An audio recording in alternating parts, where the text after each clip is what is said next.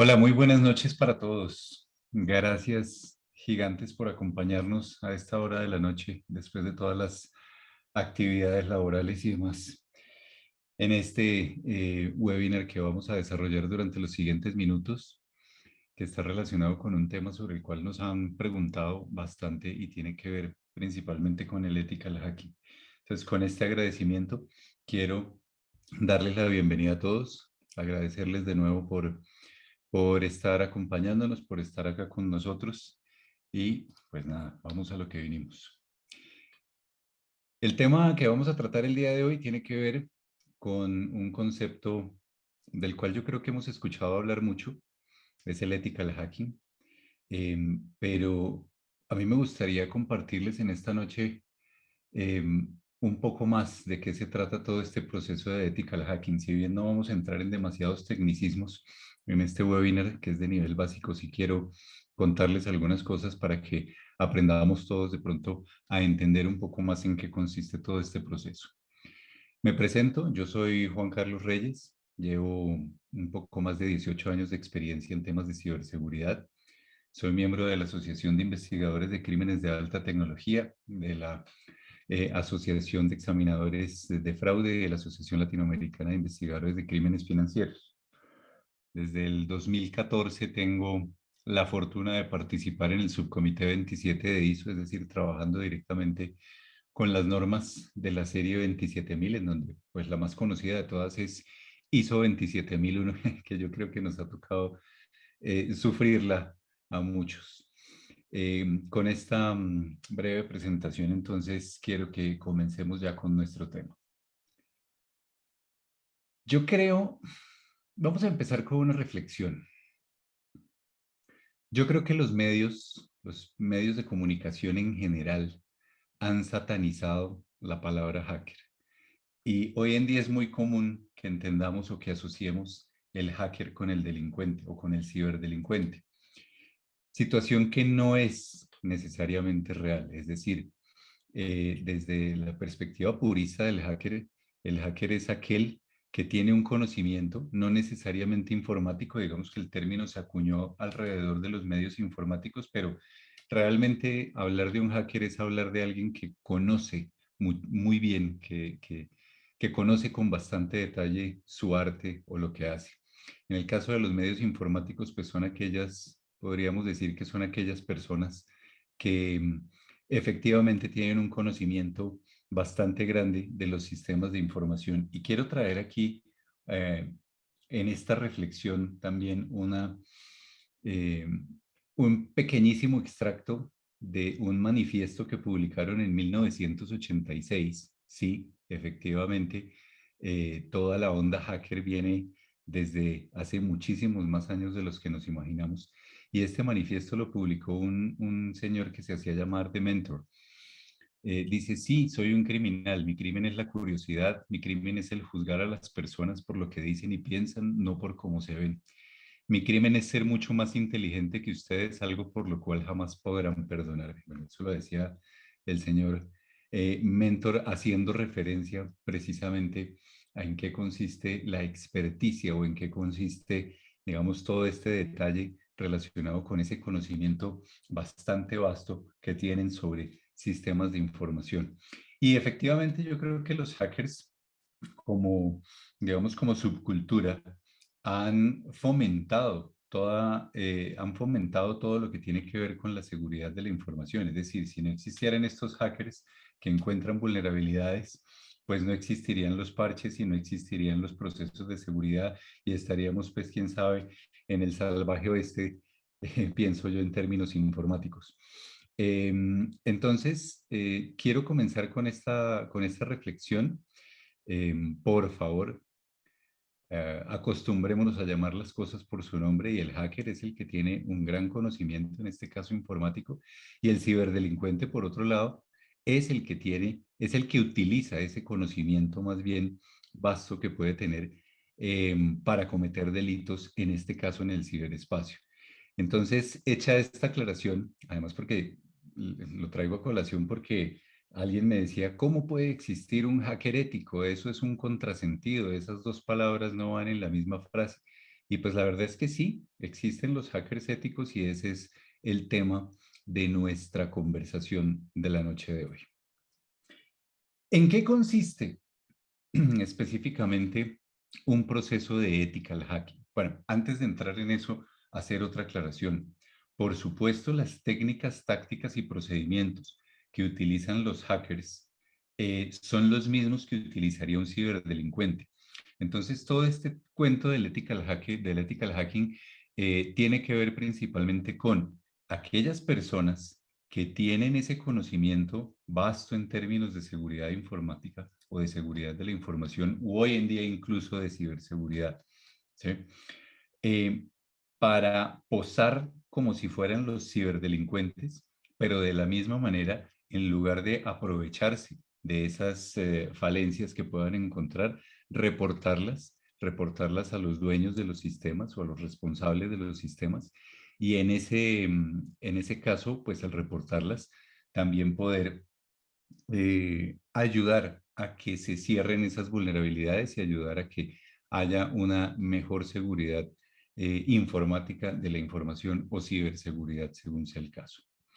Voy a compartir acá un diagramita un poco somero acerca de en qué consisten los pasos normalmente que se llevan a cabo cuando se va a proyectar un ejercicio de ethical hacking o cuando se va a ejecutar un ejercicio de ethical hacking. Tal vez algunos de ustedes ya han visto este esquema, mm, pero lo importante cuando estamos hablando de ethical hacking es que se sigan ciertos pasos que nos permitan ir haciendo como ese doble clic o que nos permitan ir adentrándonos en los sistemas que se están analizando. Y el primero de esos pasos es efectivamente la recolección de información. El atacante, en este caso el ethical hacker, quiere conocer o quiere obtener la mayor cantidad de información de su objetivo. ¿Y en dónde puede estar esa información? Pues en muchísimas fuentes. Ahorita vamos a entrar un poquito más en detalle en cada uno de estos pasos. Una vez el ethical hacker ha recopilado información que considere que pueda llegar a ser útil para su propósito, que es tratar de vulnerar esos sistemas de información para los cuales ha sido contratado, viene una segunda etapa, que es todo el tema del análisis de vulnerabilidades. Hace algunos años, y yo creo que aún hoy en día, era muy común confundir el análisis de vulnerabilidades con el ejercicio del ethical hacking como tal, pero la verdad es que son dos cosas completamente diferentes. También vamos a hablar de eso ahorita en unos minutos. El siguiente paso puede ser la definición de unos objetivos secundarios. ¿A qué nos referimos con la definición de unos objetivos secundarios? Yo sé que me han contratado, por ejemplo, para ver las vulnerabilidades de un sitio web específico, pero tal vez ese sitio web en sí mismo no sea vulnerable. Es uno de los escenarios. Tal vez el sitio web en sí mismo no sea vulnerable, pero existan alrededor otros elementos de infraestructura informática que sí puedan ser vulnerables y me permitan ganar el acceso a ese sitio web principal para el que me han contratado para identificar esas vulnerabilidades. Ese es el primer escenario.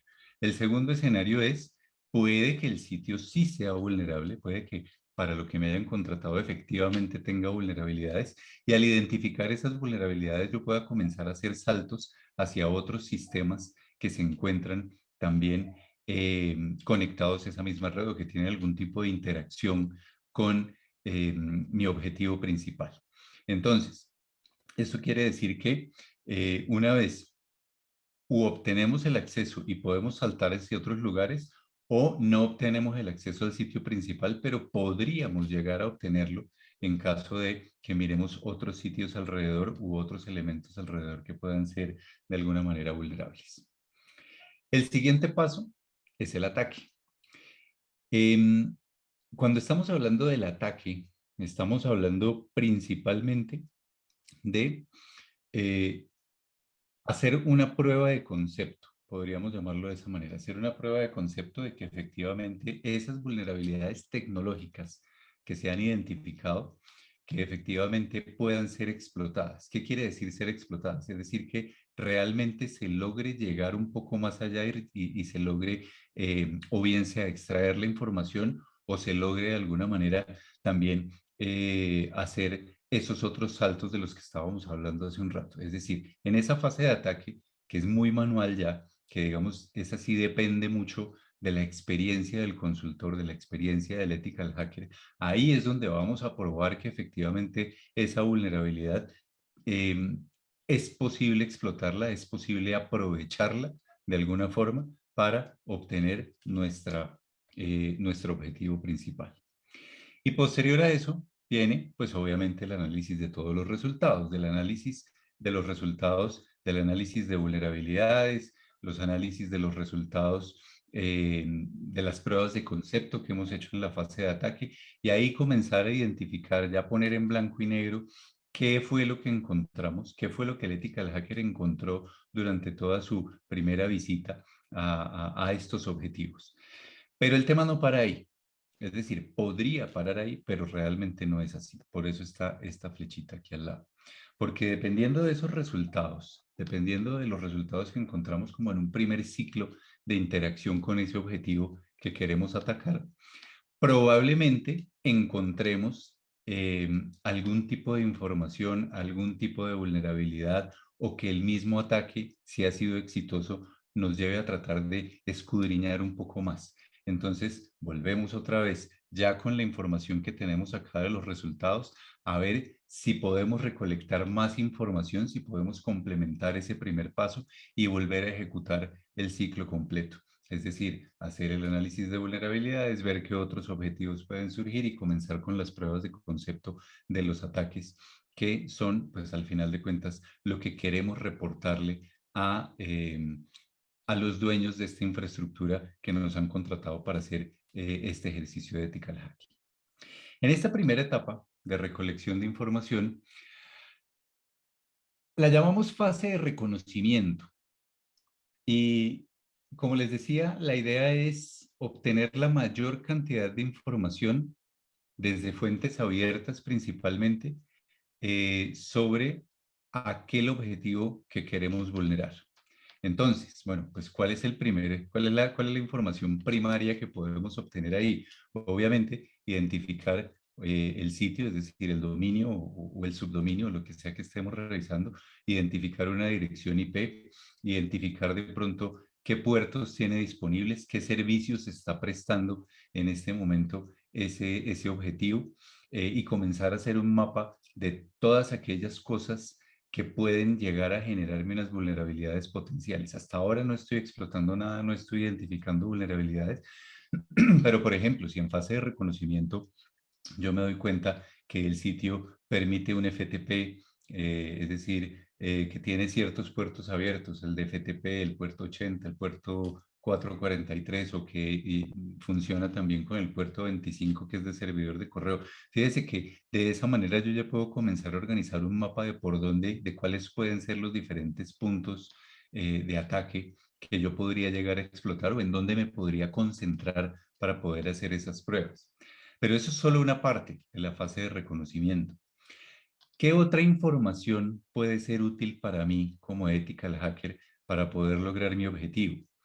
Recopilar, por ejemplo, de Internet a través de Google, utilizando Google Docs, por ejemplo, o buscando en sitios, en aquellos sitios en donde se publican cuentas de correo, direcciones de correo electrónico e incluso las contraseñas que han sido exfiltradas en ataques anteriores.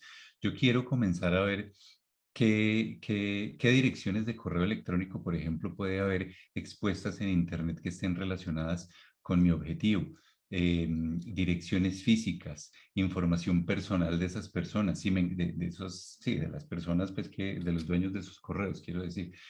Si me encuentro, por ejemplo, las contraseñas porque han sido exfiltradas, hombre, ¿quién quita que esos usuarios no hayan todavía cambiado sus contraseñas y entonces podamos tener un acceso fácil por ahí? Entonces, fíjese que hay una parte también de reconocimiento desde los usuarios, desde los humanos. Yo alguna vez estuve viendo como táctica también que parte de las pruebas de ética del hacking podría incluso llegar a identificar, a buscar perfiles en LinkedIn o en redes sociales de las personas que están asociadas a o que tienen algún tipo de interacción con el objetivo que yo quiero vulnerar en este ejercicio de ethical hacking para de pronto generar ataques de ingeniería social.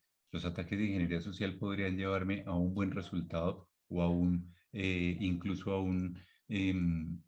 a una posibilidad de acceso completo a los diferentes sistemas.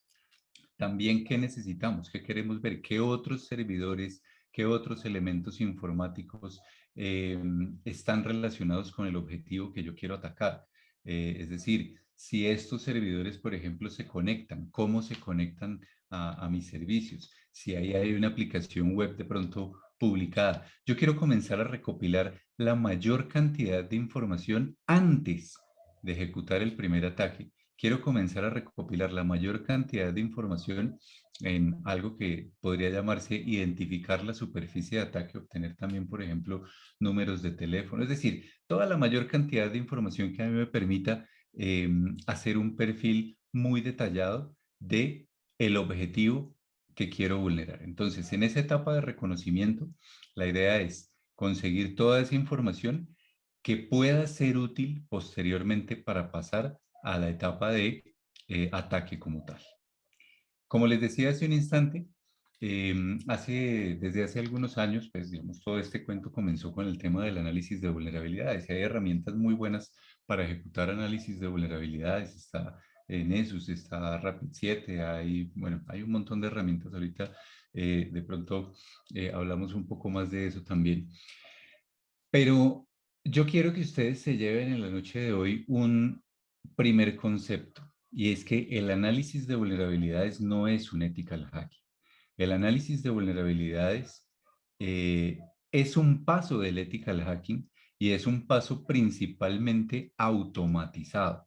Es decir, cuando yo voy a hacer un análisis de vulnerabilidades, estoy haciendo la transición entre la etapa de reconocimiento, porque el análisis de vulnerabilidades también me puede proporcionar más información para mi proceso de reconocimiento, pero ya estoy pasando a ver ciertas vulnerabilidades netamente tecnológicas y con herramientas completamente automatizadas con las cuales yo pueda tener por lo menos un lead de hacia dónde puedo comenzar a orientar mis ataques manuales. Entonces, ¿en qué consiste este tema del análisis de vulnerabilidades? Pues claro, utilizar la información que hemos recolectado en esa primera etapa, ¿cierto? Para poder identificar de pronto esos objetivos secundarios de los que estábamos hablando.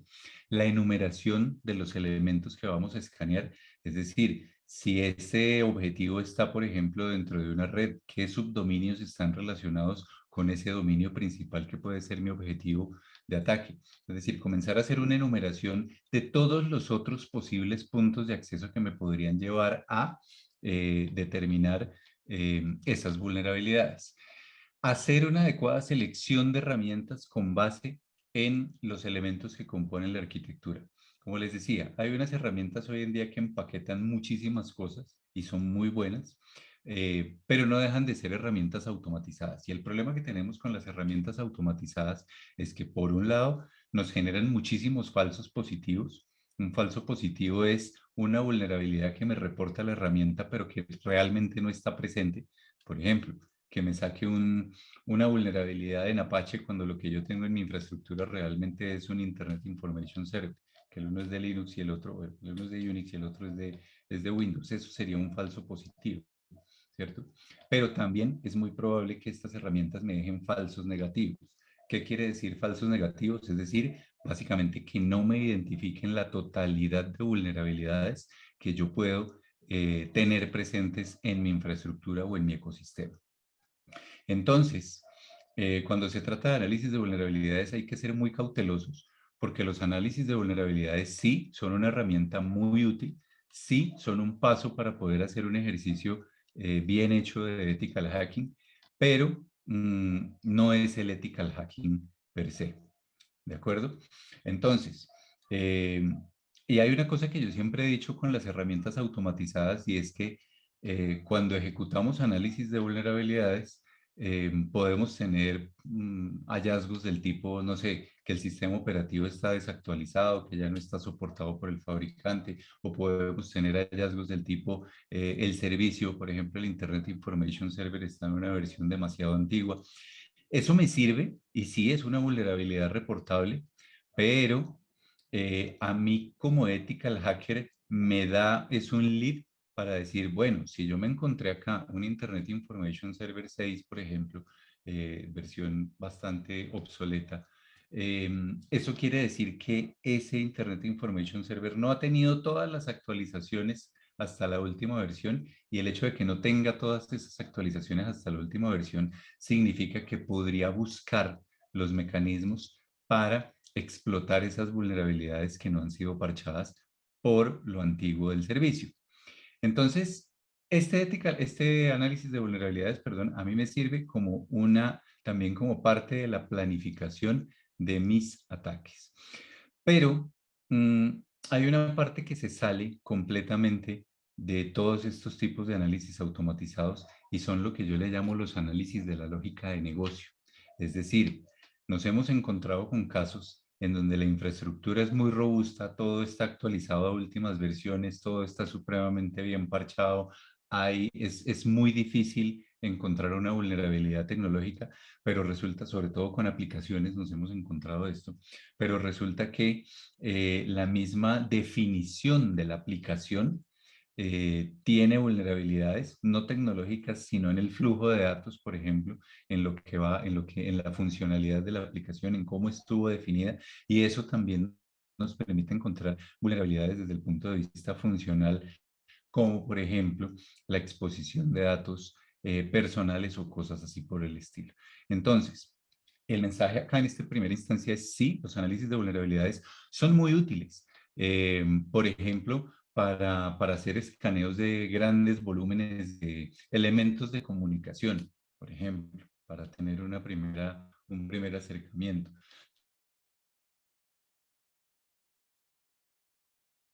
Son un lead, no dejan de ser algo que me genera más información para proceder a mi etapa de ataque. Entonces, una vez tenemos toda esa información en la recolección de información, una vez tenemos eh, todas las vulnerabilidades, todo el mapa de vulnerabilidades que podríamos tener a partir de la ejecución de un análisis de vulnerabilidades, ya viene una etapa muy manual, ya viene una etapa, como les decía al principio, muy de experiencia del ethical hacker, de la creatividad del ethical hacker. Es decir, yo soy un defensor acérrimo de las pruebas manuales. Las pruebas manuales siempre van a ser necesarias en cualquier proceso de seguridad. No hay una herramienta, no existe una herramienta que de una manera completamente automatizada me identifique absolutamente todo. Y podemos categorizar algunos ataques de lo que se obtendría a partir de ese análisis de vulnerabilidades, como por ejemplo, una cosa que resulta de interés para nosotros es realizar ataques al sistema operativo. El sistema operativo, como les decía, saber si está, en qué versión está, qué nivel de parches tiene, cómo está de alguna manera instalado, si tiene una instalación por defecto. Es decir, entender el sistema operativo de las máquinas que vamos a atacar para ver qué vulnerabilidades puede haber a ese nivel de sistema operativo. Pero están también los ataques a nivel de aplicación. Hoy en día, por ejemplo, es menos probable, diría yo, tener acceso al sistema operativo, poder comprometer el sistema operativo, poder obtener un administrador, poder obtener un root, por ejemplo, de Unix, porque pues ya hay muchos elementos de defensa perimetral y digamos que hay mucha facilidad frente a las actualizaciones. Bueno, cada vez hay más obstáculos para poder llegar a ese nivel de sistema operativo. No digo que no sea posible, pero pues cada vez hay más obstáculos para llegar ahí. Pero lo que sí está expuesto, lo que sí puede estar expuesto, mucho más expuesto que el sistema operativo, son las aplicaciones, es decir, los servicios de los que hablábamos al principio, las aplicaciones web, las aplicaciones móviles, es decir, todo este tipo de capas de servicio que estamos ya entregando, para los cuales, mejor dicho, tenemos esta infraestructura y que le estamos entregando como servicio a nuestros clientes o a nuestros consumidores, ahí el nivel de exposición va a ser mucho más grande. Entonces, hoy en día hemos encontrado muchísima más posibilidad de ataque sobre las aplicaciones. llámense web, llámense aplicaciones móviles, o sobre cualquier tipo de aplicaciones, que incluso sobre los sistemas operativos.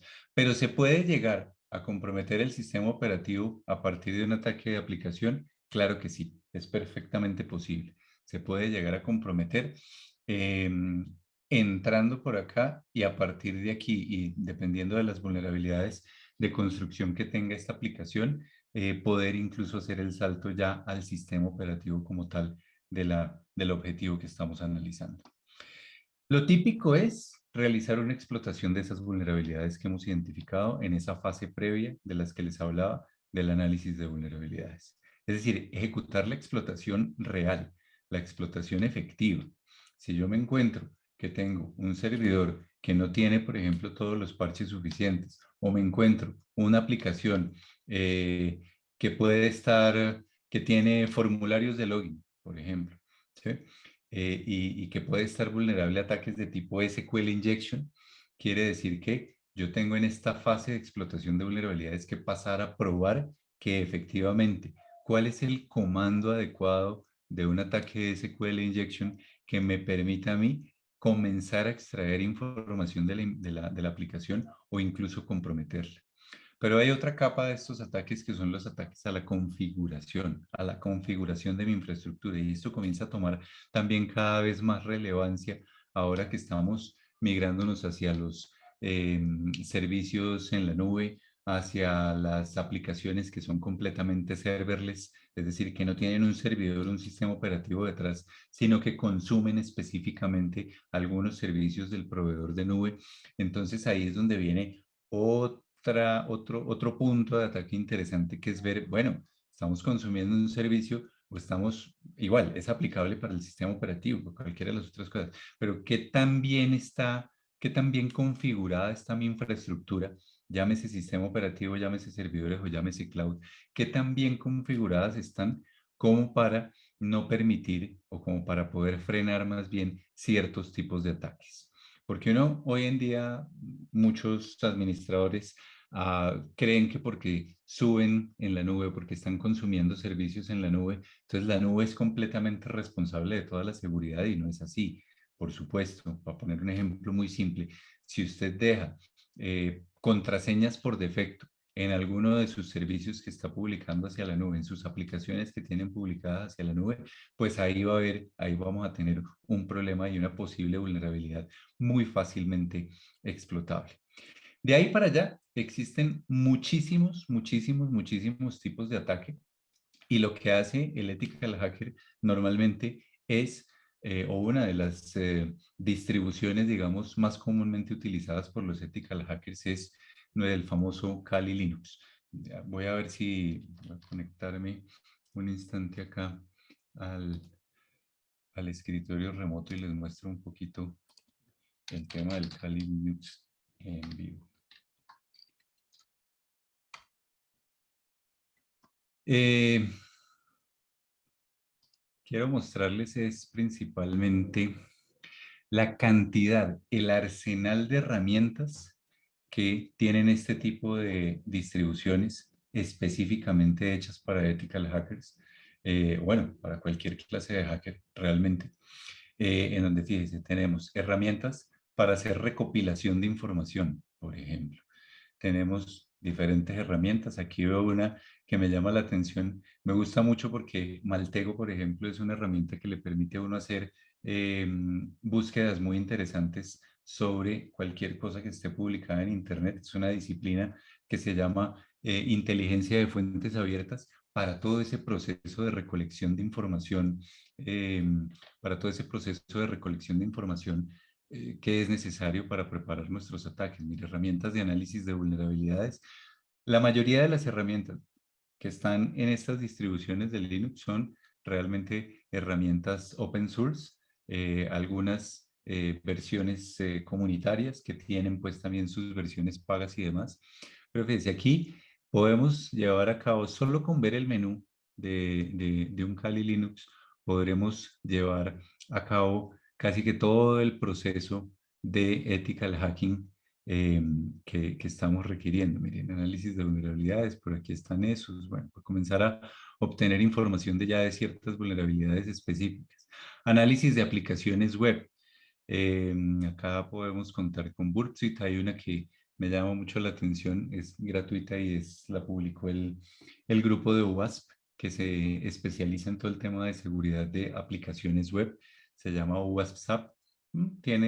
También nos sirve para hacer alguna recopilación de vulnerabilidades de una manera muy automatizada.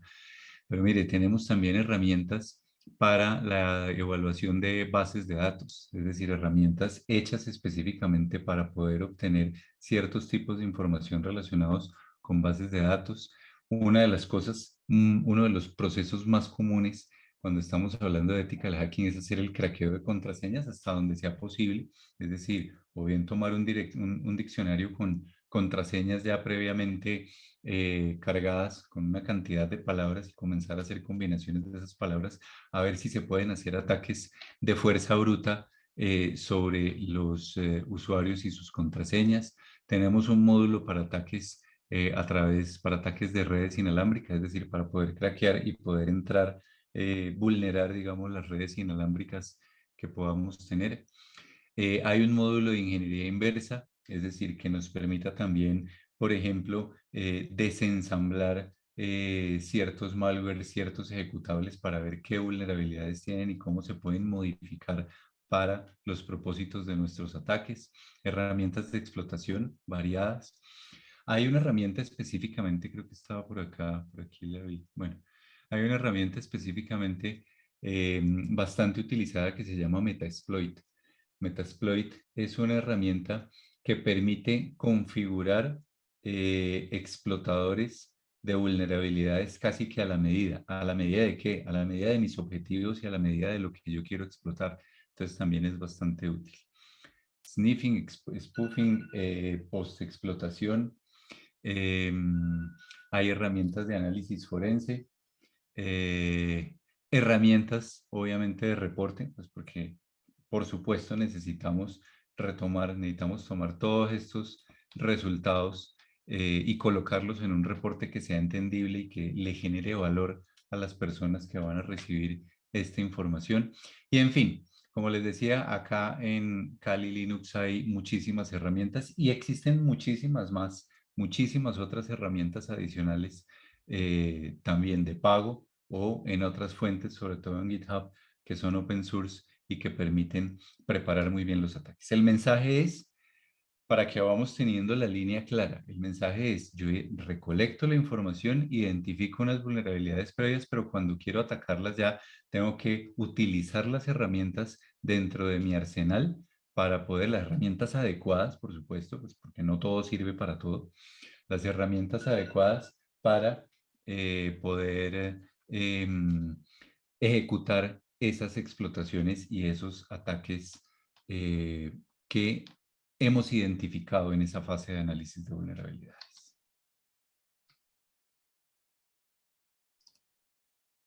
Volvamos a nuestra presentación. Entonces, existen unas pruebas muy especiales que yo quiero hacer especial énfasis en. Digamos que si bien la metodología es muy similar para todo tipo de pruebas de ethical hacking, si bien la metodología es muy similar, vale la pena hacer un énfasis especial en lo que son las pruebas de seguridad de las aplicaciones. ¿Por qué? Porque las aplicaciones, prácticamente como les decía hace un rato, me abren un universo completamente diferente de vulnerabilidades. Es decir, estamos trascendiendo de ese pensamiento de vamos a probar la infraestructura y ahora tenemos que pensar también en cómo vamos a probar las vulnerabilidades o cómo vamos a explotar las vulnerabilidades de las aplicaciones que, como les decía hace un rato, son de pronto las más expuestas porque terminan en manos de nuestros consumidores, llámense aplicaciones web o llámense aplicaciones móviles. Entonces, el tema de las pruebas de seguridad de las aplicaciones tiene unas variantes. ¿Por qué? Porque si yo necesito, no solo se trata de identificar la vulnerabilidad tecnológica, es decir, la vulnerabilidad de la infraestructura que está soportando mi aplicación, ya sea web o sea móvil, sino también comenzar a identificar los flujos de información que se están intercambiando dentro de las aplicaciones. Es decir, los flujos de información ustedes sabrán que muchas de las aplicaciones comienzan con algo tan simple como un login y un password. Bueno, ¿dónde se está almacenando esa información? ¿Cómo se está autenticando esa información? ¿Cómo está viajando la información que estamos entregando a través de esas aplicaciones web? Si tienen o no tienen controles de criptografía, por ejemplo. ¿Sí? Si alguien, un tercero, puede llegar a suplantar una sesión que yo haya iniciado previamente dentro de esas aplicaciones. Cada una de esas cosas que les estoy diciendo puede convertirse en pruebas, puede convertirse en parte del proyecto de Ethical Hacking, puede y debe convertirse en parte del proyecto de Ethical Hacking. Entonces, las sesiones son un tema bastante común también. ¿Cómo se está intercambiando? Es decir, a través de qué medios se está enviando, recibiendo toda la información. ¿Cómo interactúa la aplicación con la plataforma, con la infraestructura que la contiene? La tenemos en un servidor web, la estamos containerizando, es decir, ¿qué estamos haciendo con estas aplicaciones o cómo es la arquitectura especial de las aplicaciones para garantizar, pues primero que sean seguras, pero por otro lado desde el ejercicio de ethical hacking para identificar vulnerabilidades ya a ese nivel, por ejemplo, entre la comunicación interna que tiene la aplicación con su plataforma? Y aquí viene un tema también muy importante que es la calidad y la seguridad del código. Cuando estamos hablando de aplicaciones, independiente de si son web o independiente de si son aplicaciones móviles, pues todo esto tiene un desarrollo por detrás, es decir, la confección de un código fuente que es necesario revisar, porque muchas vulnerabilidades de las que podemos encontrar en un ejercicio de ethical hacking vienen de la inadecuada confección o creación de ese código fuente. Entonces ahí tenemos otro punto de control. Y también, por ejemplo, identificar qué tan resilientes son las aplicaciones frente a procesos de ingeniería inversa, es decir, frente a el desensamblamiento de la aplicación para, no sé, generar una aplicación maliciosa, una aplicación troyana, información interna de estas aplicaciones. Entonces, las pruebas de seguridad en aplicaciones son un capítulo bien particular, y diría yo casi que un capítulo completo de lo que es el ejercicio de ethical hacking. Nos conocemos el ejercicio de ethical hacking de manera tradicional sobre infraestructura, sobre versiones de servicios, de servidores y demás, pero tenemos que estar muy pendientes de también todos esos puntos de control que podemos ver en un ejercicio de ethical hacking a partir de las aplicaciones independientes de si son web o si son móviles. Y ahora se ha puesto muy de moda un tema al que le llamamos o que conocemos como DevOps. DevOps es que vamos a hacer 2 segundos de historia. Tal vez muchos de ustedes recuerden que antes, por ejemplo, el Office, el Office que utilizamos para nuestros trabajos diarios. El Office antes salía la versión Office 97, Office 2000, Office no sé qué. Y uno, pues básicamente esperaba que saliera la nueva versión para, no sé, conseguir el paquete o comprarlo y lo que sea, instalarlo y tener las nuevas funcionalidades. Entonces los ciclos de desarrollo eran mucho más largos, mucho más extensos. DevOps llega para decir, no, nosotros queremos llegarle con más inmediatez al cliente final, al consumidor final de la aplicación, y esa inmediatez significa que haya un desarrollo continuo y un despliegue continuo. Y eso es lo que vemos para continuar con el ejemplo de Office hoy en día.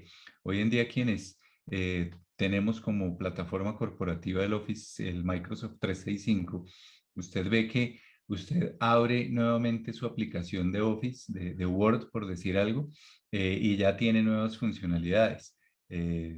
Funcionalidades diferentes a las que tenía ayer o a las que tenía la semana anterior. Entonces, todos esos cambios, digamos, se van haciendo completamente integrados y son cambios continuos, pero para poder mejorar el time to market de las aplicaciones, pues entonces se utiliza este proceso que vemos acá en azul, que es el proceso de DevOps, que implica la planificación, la codificación, la construcción, la prueba y el release, y de ahí en adelante despliegue, operación y monitoreo de la aplicación. Pero eso resulta tan rápido, es decir, tiene que ser tan continuo que si yo llego acá en un proceso de DevOps, en el test, que es donde normalmente sucede, y digo, no, tengo que hacer un ejercicio de ethical hacking para garantizar que esta aplicación salga sin vulnerabilidades, y resulta que ese ejercicio de ethical hacking tradicional me toma, no sé, el tiempo que me deba tomar, semanas enteras puede ser, pues entonces ya estoy perdiendo ese time to market de lo que buscaba hacer el DevOps. Entonces, hoy en día tenemos que pensar también, y es parte del ejercicio del ethical hacking, hacer unas pruebas mucho más puntuales, pero mucho más continuas, que es a lo que le llamamos el SecDevOps, es decir, asegurar toda la cadena toda la cadena del ciclo DevOps haciendo, fíjese que las flechas acá están en sentido contrario al del ciclo de DevOps, las flechas del Sec están en sentido contrario al de DevOps, porque se hace un proceso, la idea es que cada prueba o cada ejercicio de ethical hacking sobre un componente específico genere los resultados e implique, en caso de encontrar vulnerabilidades, o la devolución a la etapa anterior o si no hay vulnerabilidades, pues que continúe el proceso de desarrollo de integración continua común y corriente. Entonces, he querido hacer en estos minutos un recorrido de, primero, de la metodología típica. Existen muchísimas metodologías, pero todas confluyen hacia esos pasos que veíamos al principio, al de recolectar la información, al de identificar las vulnerabilidades, al de realizar el ataque, al de buscar la persistencia. Bueno, no he hablado de la persistencia, que es otro objetivo de los ataques. La persistencia es, una vez es exitoso el ataque, el ciberdelincuente, si estamos hablando de eso, o el ethical hacker, quien sea que esté haciendo el ejercicio, va a buscar la manera de garantizar el acceso subsecuente o de mantener esa vulnerabilidad disponible para poder seguir entrando a los sistemas. Y a eso se llama persistencia. Entonces nosotros lo que tenemos que hacer desde el ejercicio del hackeo ético es reportar todos esos hallazgos para que se den los cierres correspondientes a nivel no solo de vulnerabilidad tecnológica, sino a nivel también de vulnerabilidad funcional. Entonces, el otro reto que tenemos con el tema de las aplicaciones, que cada vez son más complejas, no es solo el time to market, no es solo el desarrollo y despliegue continuo, sino que las arquitecturas de las aplicaciones son cada vez más complejas. Hoy en día casi todo funciona con APIs. Entonces, una cosa es probar la aplicación, probar el cascarón, por decirlo de alguna manera, lo que ve el usuario final, y otra cosa es probar ese backend, probar esas APIs que son las que están entregando efectivamente la información hacia hacia ese frontend. Entonces, el punto es, cada vez la tecnología es más compleja, las vulnerabilidades cambian, mutan, y cada vez los ejercicios de ethical hacking, perdón, tienen que ser más comprensivos para que podamos garantizar razonablemente el cierre de las vulnerabilidades desde no solo la infraestructura, sino también los servicios y la funcionalidad y el diseño, o los casos de uso que puedan tener los servicios que estamos proyectando hacia nuestros consumidores. En líneas generales, y ya para terminar por el día de hoy, contarles un poco que el proceso de gestión de vulnerabilidades tiene como eje central precisamente todo el tema del ethical hacking. Sea el ethical hacking, sea que nos quedemos en el análisis de vulnerabilidades o que pasemos a la explotación y a la persistencia, por hecho, sea que se haga el ciclo completo o no, eh, es el insumo, el ethical hacking es un insumo que me va a permitir a mí identificar y mejorar de manera continua mi gestión de vulnerabilidades.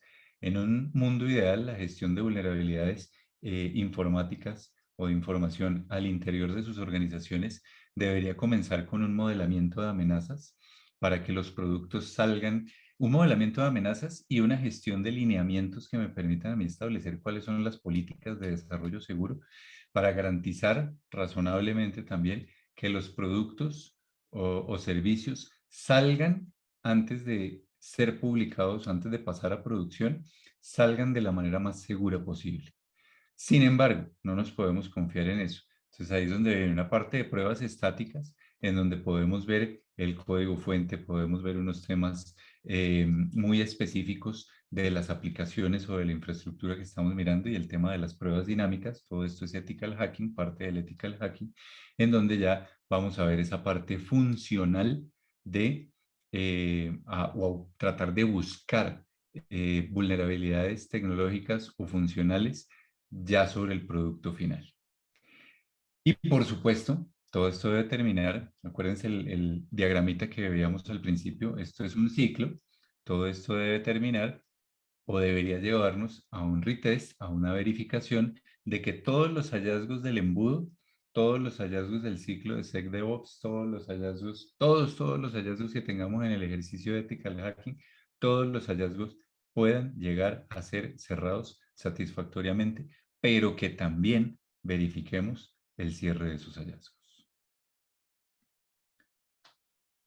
Bueno, ethical hacking, gestión de vulnerabilidades, aplicaciones, todo lo que hemos hablado el día de hoy era lo que quería compartirles en estos brevísimos minutos, hacer una revisión casi que a 5.000, 10.000 metros de altura de lo que es este proceso, pero a mí me parece importante que todos tengamos claro la importancia de ejecutar estos procedimientos, de ejecutar estos ejercicios de ethical hacking de manera periódica. Y subrayo la palabra periódica, ¿por qué?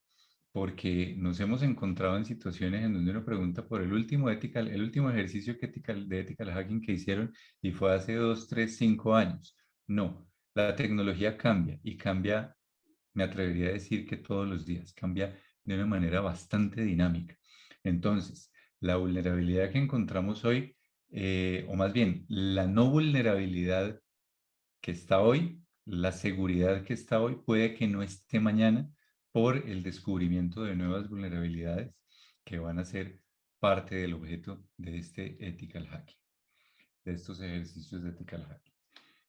Por supuesto, nosotros desde Antifraude para Todos estamos completamente disponibles para ayudarles en sus procesos de ethical hacking, para ayudarles a hacer toda esta identificación de vulnerabilidades tecnológicas y funcionales.